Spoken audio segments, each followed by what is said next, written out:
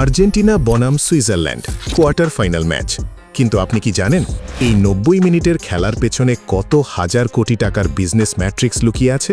চলুন দেখি কিভাবে একটা ফুটবল ম্যাচ বিশ্ব অর্থনীতির সবচেয়ে বড় ক্যাশ কাউ হয়ে দাঁড়ায়। খেলাটি হচ্ছে আমেরিকার বিখ্যাত অ্যারোহেড স্টেডিয়ামে। প্রায় ৭৬,০০০ দর্শক ধারণ ক্ষমতার এই বিশাল স্টেডিয়ামটি তৈরি করতে ১৯৭২ সালে খরচ হয়েছিল $৪৩ মিলিয়ন, যা আজকের বাজারের প্রায় ৩,৬০০ কোটি টাকা। স্টেডিয়ামটি সরকারি মালিকাধীন হলেও এর পরিচালনার সম্পূর্ণ দায়িত্ব একটি প্রাইভেট কোম্পানির হাতে। সেটি হল বিলিয়নিয়ার হান্ট ফ্যামিলির মালিকাধীন বিখ্যাত American football team Kansas city chiefs.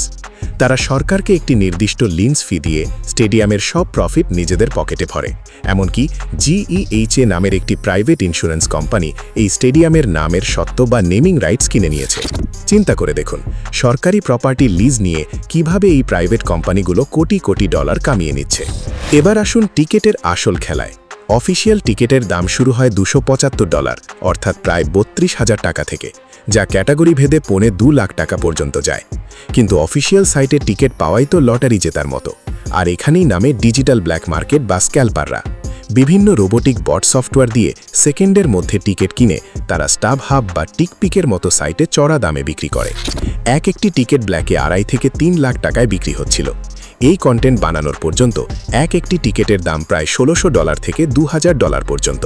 তাহলে লাভটা কার হচ্ছে, স্টেডিয়াম মালিকের নাকি ফিফার? আসল উইনার হলো ফিফা।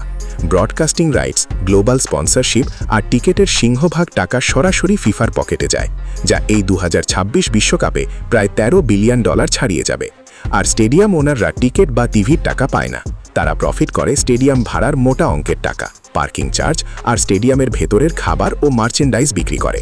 এখন কথা হলো, একজন বাংলাদেশি হিসেবে আপনি এই $বিলিয়ন ইকোসিস্টেমে কিভাবে ঢুকবেন?